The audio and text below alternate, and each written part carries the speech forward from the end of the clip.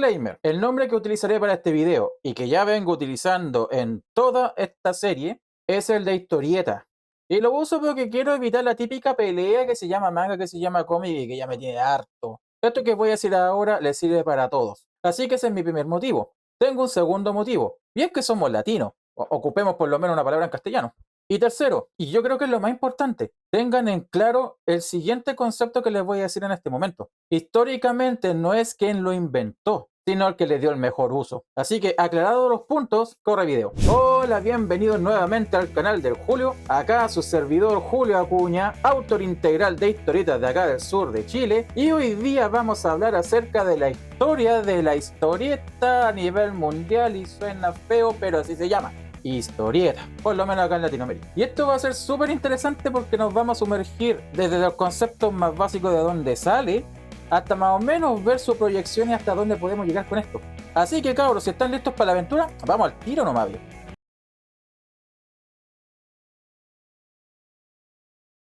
Bueno, lo primero que tenemos que saber es que las historietas tienen su origen en la antigüedad, con las pinturas rupestres y más o menos también los jeroglíficos egipcios, donde se contaban historias narradas. ¡Falso! Mira, todo esto nombrado, más los pergaminos japoneses del siglo XII, que supuestamente son el origen del manga, son una interpretación de que esas serían como las raíces de todo esto. Pero la verdad de las cosas es que ya entramos aquí en el terreno de los proto, o sea, los prototipos. Por lo tanto, estos protos tampoco vinieron al azar, vino de una interpretación que hizo Will Eisner para su libro de la narrativa gráfica. Por lo tanto, tomar el origen de la historieta, viniendo prácticamente del inicio de los tiempos, es un error de hermenéutica, y del cual don Will Eisner nos puede sacar de la duda más o menos, pero de él hablaré casi llegando al final de este video. Chicos, la verdad de veritas es que los cómics nacen en el siglo XIX prácticamente, y es en la forma en que los conocemos ahora, entre el año 1895 al 98, de la mano de Richard F. Outcault. Estos nombres tan raros. Nace de Yellow Kid. Bueno, ¿y cuál era la gracia de este personaje? Pues este monito hablaba y los diálogos aparecían en la guatita. Entonces, este formato prontamente evolucionó y se diversificó, naciendo un montón de historietas de superhéroes, de acción, de romance, de mafia, etcétera, etcétera, etcétera. De hecho, los dos mejores ejemplos que vienen luego de Yellow Kid son Little Nemo y The Crazy Cat. Se darán cuenta que son hermosamente dibujados. Sí, porque el nivel de ilustración era alto. Pues bien, luego de toda génesis tiene que venir un desarrollo, y este ya se empezó a dar fuertemente en los años 30, prácticamente con el nacimiento de Superman. Luego obviamente vendría Batman, el Capitán América y los que nacieron dentro de esa época. Tenemos además que habían un lote de novelillas baratas que se vendían en la época, se llamaban los pulps, y varios de sus personajes saltaron también a las historietas, como en el caso de Tarzán y un sinfín de etcéteras. A todo esto llega la Segunda Guerra Mundial y los superhéroes se transforman en el símbolo del patriotismo y de la valentía norteamericana. Ahora, si bien el cómic también siempre ha sido un objeto de diversión, también ha reflejado los momentos en el cual cada título y cada personaje nace. Pues bien, por la situación dada en Estados Unidos pre-Segunda Guerra Mundial, el concepto era básicamente el héroe que me podía venir a salvar de las mafias, de los gángsters, del AMPA, del comunismo y del socialismo. Y que si bien personajes como Superman luchaban a favor del proletariado, lentamente las inquietudes norteamericanas se fueron plasmando en las viñetas. Aparte de las revistas, tenemos que los periódicos de la época eran el semillero también de mucha historieta. Estas eran conocidas como los Daily Strips o las planchas semanales. Dick Tracy, The Spirit, de Will Eisner, Pinky y su pandilla, y Red Barry se encargaban de los roles detectivescos. Buck Rogers y Flash Gordon ocupaban la ciencia ficción. Tarzán y el fantasma, como les dije, que venían de los pulps, se sumaron a Terry y los piratas y ellos se embarcaron en la aventura. Y Red Rider se encargaba de las historias del oeste. A todo esto estaban los superhéroes y estaban los cómics de guerra, y sumándole los policiales, los románticos, los de gángster, etcétera, etcétera, etcétera. Ah, y los de terror, obviamente. Pero después de la guerra, como el país quedó maltrecho, la popularidad de los cómics empezó a caer. Y porque también apareció un enemigo formidable que la historieta no lo vio venir, y que fue la televisión. Se levanta todo un movimiento de gente a través de todo el país para reconstruirse luego de la guerra, ayudar a otras naciones que habían sido tocadas por la guerra, y ahí empiezan a salir otro tipo de historietas que ya los superhéroes los fue dejando de lado. Pero Las historietas de superhéroes tuvieron que reinventarse, y en 1956 nace el segundo Flash, cuyo alter ego era Barry Allen, y con él empieza la edad de plata de los cómics. Se reinventa Linterna Verde, se reinventa Superman, a Batman, se crean nuevos personajes, y ellos empiezan a llevar la batuta en las historietas norteamericanas. Por otro lado nace Marvel como Marvel, porque ya tenía otro nombre antes, que era la Timely. Por lo tanto, deciden ser como la competencia de DC, y qué mejor que con su título insigne de esa época, que fueron los Cuatro Fantásticos, la primera familia superheroica de la historia. El resto ya sabemos cuál es la historia: aparece Spider-Man, aparecen los Vengadores, Iron Man, Hulk, etcétera, etcétera. Y mientras en Norteamérica estaba todo este boom, que no solamente incluía superhéroes, también incluía un montón de historietas más que iban apareciendo, los infantiles, como el caso de Archie, los de terror y etcétera. Japón, por su lado, también empezó a hacer historietas. Ustedes saben, luego de lo que pasó con Hiroshima y Nagasaki, Japón quedó moralmente muy mal. Por lo tanto, las historietas, que para ellos su nombre fue manga, fue la herramienta que pudieron utilizar para poder levantar la moral del país, y que los llevó a convertirse en la potencia que son ahora. Manga significa dibujos irresponsables o garabatos. Su precursor básicamente fue de Osamu Tezuka, sensei, creador de Astro Boy, junto con un lote de autores más que hubieron. Bueno, la gracia que tenía el manga, como siempre, es que siempre abordó una gran gama de géneros que de repente en Norteamérica en ciertas cosas no tocaba. Y esa fue su ganancia, pero seamos sinceros, nace por una necesidad, y esa necesidad tenía que ser suplida. Bueno, hoy Japón es el consumidor más grande de manga y exportador del mundo, así que producto nacional de ellos. Por otro lado, en Europa tenemos a Francia y a Bélgica, que dan a luz el formato bande dessinée. Bueno, hay historieta, pero en el nombre de ellos. Su explosión fue luego de la guerra. Series como Tintín y Acteri se transformaron en los pilares de estas nuevas series dibujadas, y de ahí un montón de títulos más que fueron apareciendo. El bande dessinée siempre se ha caracterizado por su narrativa y dibujos muy sofisticados. Me cuesta decir esa palabra. Y el más fiel reflejo a eso es el Festival de Angoulême, que todos los años se hace allá en Francia. No dejemos a Italia fuera de esto. La historieta ya se conoce como el fumetto. Ha dejado su marca con títulos como Diabolic, y el más conocido a nivel mundial se podría decir que es el corto maltés. Historietas que han sabido también adaptarse a los tiempos y los recursos tecnológicos que iban apareciendo a través de las décadas. Y llegamos a nuestra querida Latinoamérica. Bueno, aquí no hace falta ser un genio, conocemos la gran tradición de historieta que tenemos, pero también voy a tocar este punto porque a lo mejor puede que alguien no lo conozca. En sí, la característica más grande que yo creo puede decir el latinoamericano que tiene su historieta es que es una poderosa herramienta que ha sido usada para la crítica social y la política, con figuras destacadas como Kino, por ejemplo. Pero ojo, no siempre fue así. Y aquí tenemos los ejemplos de la editorial Novaro en México y la editorial Zigzag acá en Chile. Novaro, primeramente, nace en los años 50 aproximado. Novaro nace con mucha gente que trabajó en la prensa, que era otra editorial, y funda esta nueva. Abren como varios sellos dentro de Novaro que se especializan en varias cosas, y entre esos los cómics de superhéroes. Ahora, Novaro a todo esto también ayudaba a que se pudiera combatir la analfabetización salvaje que había en México, una que era muy parecida aquí a la que había en Chile, bueno, y la que había en el resto de Latinoamérica. Por otro lado, la editorial Zigzag acá en Chile, en alrededor de más o menos 1908, saca la revista El Peneca, que originalmente era una revista de reportajes para niños. No sé, sí, era como muy raro, pero bueno, estaba apuntado a un público infantil. Era educacional en su mayoría de las líneas, pero luego de 1921 entra como en la crisis económica y se reinventa y empieza a irse por el lado de las historias ilustradas, con, bueno, las grandes y conocidas ilustraciones de Coré, y luego se empieza a tornar hacia la historieta.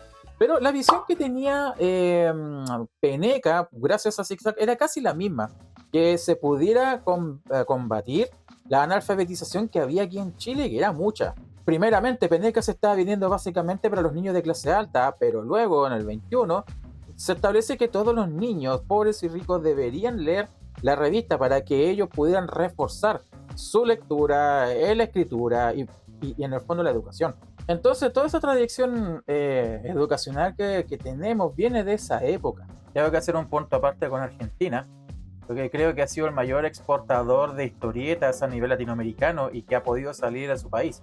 Tuvieron un gran mercado hasta más o menos los años 90, donde, donde tuvieron una, se podría decir, una gran industria, con cómics de aventura, de acción, de mafias, gángster, ciencia ficción, y que muchas de ellas fueron a parar a Italia. Así que no quede la sensación de que en Latinoamérica solamente se hacen cosas políticas, ¿ok?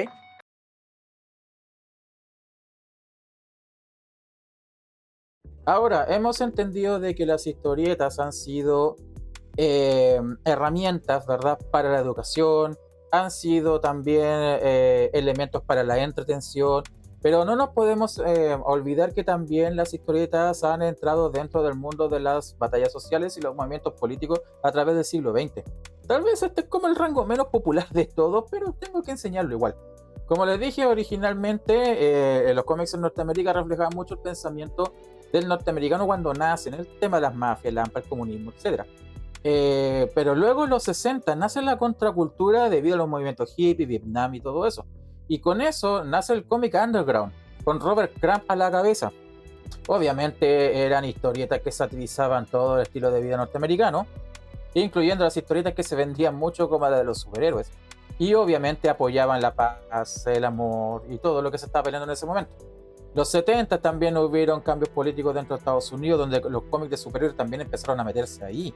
Luego tenemos la gobernatura de Reagan en los 80, donde también los superhéroes y los cómics también empiezan ahí a estar ahí a favor o en contra.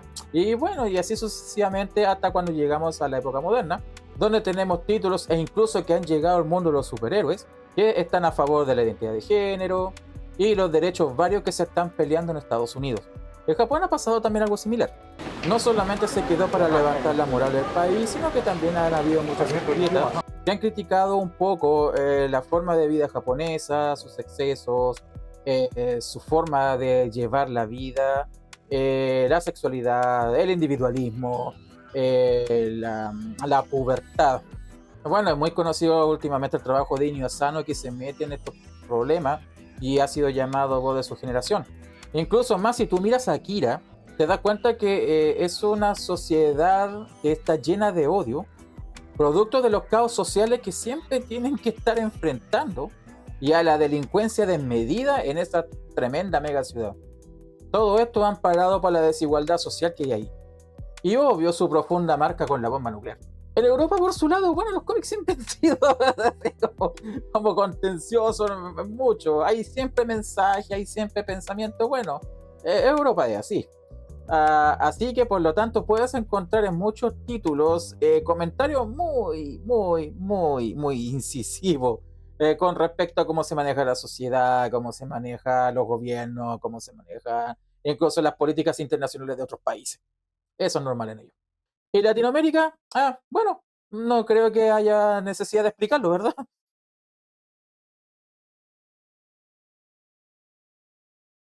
Bueno, hemos visto de que las historietas han pasado por un montón de desafíos y amenazas.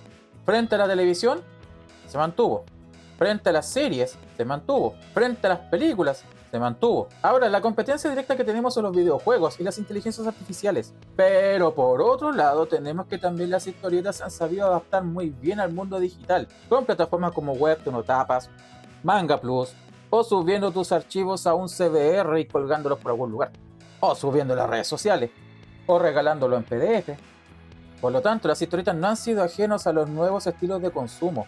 Y con esto ha permitido a los creadores como yo llegar a un público diverso, e incluso rompiendo las fronteras de mi país. Y se viene la realidad aumentada.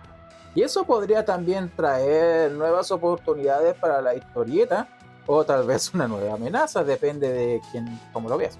Pero también aseguraría experiencias inmersivas únicas. Por lo tanto, como hemos visto, las historietas se han adaptado significativamente a los cambios que se han producido a través de más de un siglo. Se han sabido adaptar a los cambios sociales, políticos, a las modas, a las tecnologías. Y creo que seguirá así por mucho tiempo más o hasta cuando la gente deje de crear historietas vivas. Pero sí, lo que yo puedo asegurar que a medida que nosotros sigamos avanzando en el futuro, la historieta sigue siendo una poderosa herramienta como para narrar historias. Puede llegar a los públicos que la literatura no llega. Asimismo, puede hacer meditar y pensar a las nuevas generaciones y a las antiguas sobre distintos temas que tal vez no los podríamos entender si lo viéramos en un video, si lo leyéramos nuevamente recurriendo a los libros. Y su importancia a nivel global, en vez de haber bajado, se ha mantenido. Y sí, yo creo que ese es el secreto que ha tenido la historieta, se mantiene.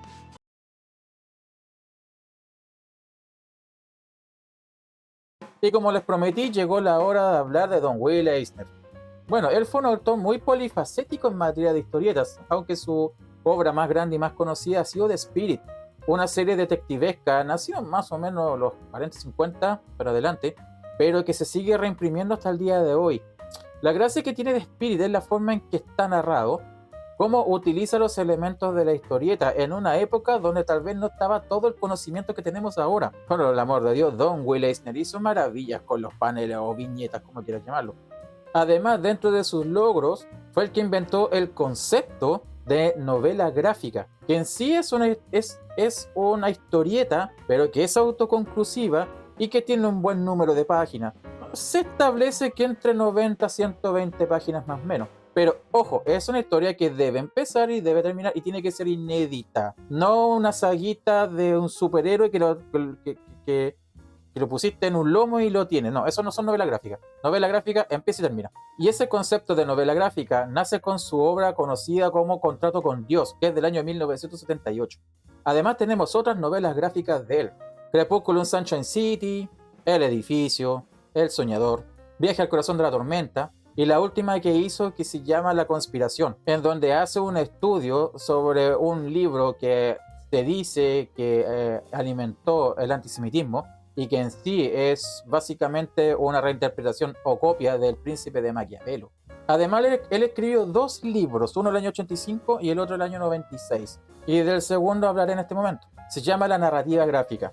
Es un libro donde hace una profunda reflexión sobre lo que es las historietas, sobre sus orígenes, sus prototipos, su lenguaje, y que es prácticamente mi Biblia porque ese libro y ese autor me enseñaron a narrar a mí. Entonces, la narrativa gráfica, ese concepto que lo usé en los primeros videos de este canal, para los que tengan recuerdo, es básicamente como tratar de hablar académicamente sobre un tema llamado cómic. Porque claro, cómic, traducción norteamericano, es cómico. Entonces, oye, los cómicos, la historia del cómico, para ellos no suena, no funca.